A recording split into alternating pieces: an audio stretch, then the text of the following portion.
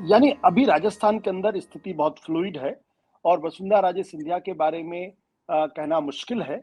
और ये भी पूरी तरीके से तय नहीं है कि एक इंटरेस्टिंग अमित। चीज आशुतोष जी मैं बताऊं जी आप जी बोलने से पहले, जी। हाँ जब हाँ। फलौदी सट्टा मार्केट में सट्टे लग रहे थे कौन चुनाव जीतेगा, उस टाइम पे एक सट्टा और लग रहा था। वो था कि क्या वसुंधरा जी और अशोक गहलोत मिलकर गवर्नमेंट बना सकते हैं। हम्म। ये भी एक सट्टा था फलौदी में, जो लोगों ने फॉलो नहीं करा, और ये सट्टा लगा। आप देखिए, मैं आपको हम्म। सिर्फ एक इंटरेस्टिंग इंसिडेंट बता रहा था कि फलौदी सट्टा मार्केट ने पहले एंटिसिपेट करा था इसको हमारे से। हाँ, बल्कि यही सवाल मैं आपसे पूछने वाला भी था, क्योंकि आज की तारीख में अशोक गहलोत तमाम दावे के बावजूद भी कांग्रेस की सरकार नहीं बना पाए। और जाहिर सी बात है, उन्होंने पूरी तरीके से जो कांग्रेस आलाकमान उसको नकार दिया था, उनकी बातें भी नहीं मानी थी। तो एक तरीके से कांग्रेस राजस्थान के अंदर अशोक गहलोत एक डिसग्रंटल्ड या नाराज की मुद्रा में होंगे। वसुंधरा राजे सिंधिया भी नाराज की मुद्रा में है। तो क्या दोनों के बीच में कोई खिचड़ी पक सकती है क्या? मैं आशुष जी मानता हूं अभी तो नहीं। मैंने आपको बोला अभी अभी तो नहीं। नहीं। आपको इन सब चीजों के लिए अनफोल्ड होने के लिए टाइम देना पड़ेगा। कैसे अनफोल्ड होता है और क्या अनफोल्ड होता है, इसमें टाइम लगेगा। क्या कांग्रेस भी, क्योंकि अशोक गहलोत भी चुनाव हारने के बाद क्या इतने पावरफुल रहे हैं कि अपने लेवल पे वो कुछ करा सके अंडरस्टैंडिंग, उसमें भी मुझे अभी शंका है। तो दोनों को सेटल डाउन होना पड़ेगा पहले, तो उधर वसुंधरा जी को, उधर अशोक गहलोत को। ये बात तभी उठ सकती है। हाँ, मैंने आपको बोला सट्टा मार्केट में सट्टा लग रहा था, और ये बड़ी इंटरेस्टिंग चीज है जो मेरे को बड़ा सरप्राइज करा था। तीसरा सट्टा इसी पे था, एक कांग्रेस पे था, एक बीजेपी भी था, और तीसरा सट्टा ये था कि दोनों मिलकर क्या सरकार बना सकते हैं। तो आप इससे अंदाजा लगाइए कि ये हमारे से पहले वो सोच चुके थे। हम तो बाद में आए पिक्चर में, हम तो अब बोल रहे हैं। हमारे से पहले सट्टा मार्केट ये सोच रहा था। तो ऐसा है, कहीं ना कहीं कोई खिचड़ी तो पक रही होगी दिमाग में लोगों के। इन दोनों के नहीं पक रही है तो लोगों के दिमाग में तो आशुतोष जी होगी होगी।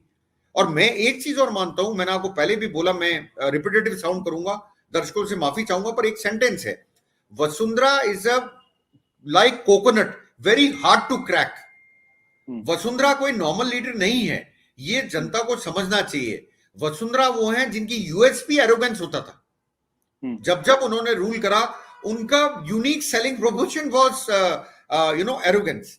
ये लोगों को समझना चाहिए। पर अभी वो बहुत मेलो डाउन हो गई थी आशुतोष जी, जब वो सीएम नहीं थी।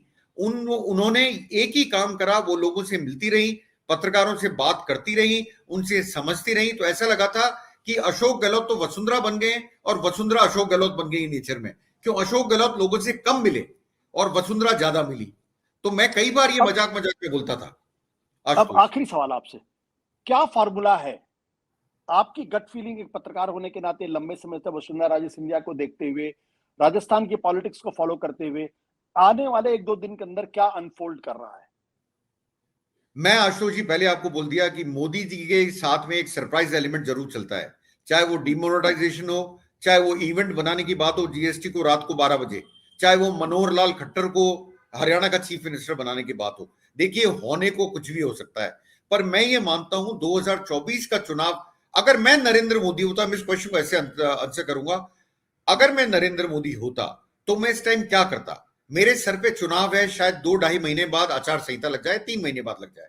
इस केस में मैं क्या करता? मुझे गारंटी 25 सीट कौन दिला सकता है? वो सिर्फ वसुंधरा राजे हैं। मतलब मैं इसको ऐसे पुटअप करूंगा, अगर आप जी परसेंटेज ऑफ वोट देखें जो कांग्रेस को मिले हैं और बीजेपी को मिले हैं, एक हमारे किसी पत्रकार ने उसका हिसाब निकाला था, मैं भूल रहा हूं, उसमें 11 सीट कांग्रेस को जाती हैं और 14 बीजेपी को जाती हैं, अगर वही वोटिंग परसेंटेज रहता है तो। वो मैं मानता नहीं हूं, क्योंकि पार्लियामेंट इलेक्शन के अंदर मोदी जी का जादू ज्यादा चलता है। मेरा मानना है, पिछली बार तो शायद 56% के करीब राजस्थान में गया था। जी मैं ये मानता हूं कि वो शायद फॉर्मूला वर्क नहीं करे। पर आशुतोष जी ये भी देखना पड़ेगा कि 2019 का चुनाव किसके बैकड्रॉप में हुआ था। वो बैकड्रॉप था बालाकोट और पुलवामा, वहां नेशनलिज्म की बात थी। उस टाइम एक हवा चली, वो सबको उड़ा के ले गई। तो वो क्या वो सिनेरियो अब है? मैं मानता हूं आज की तारीख में वो सिनेरियो नहीं है। सत्य हिंदी का ऐप डाउनलोड करें गूगल प्ले स्टोर पर।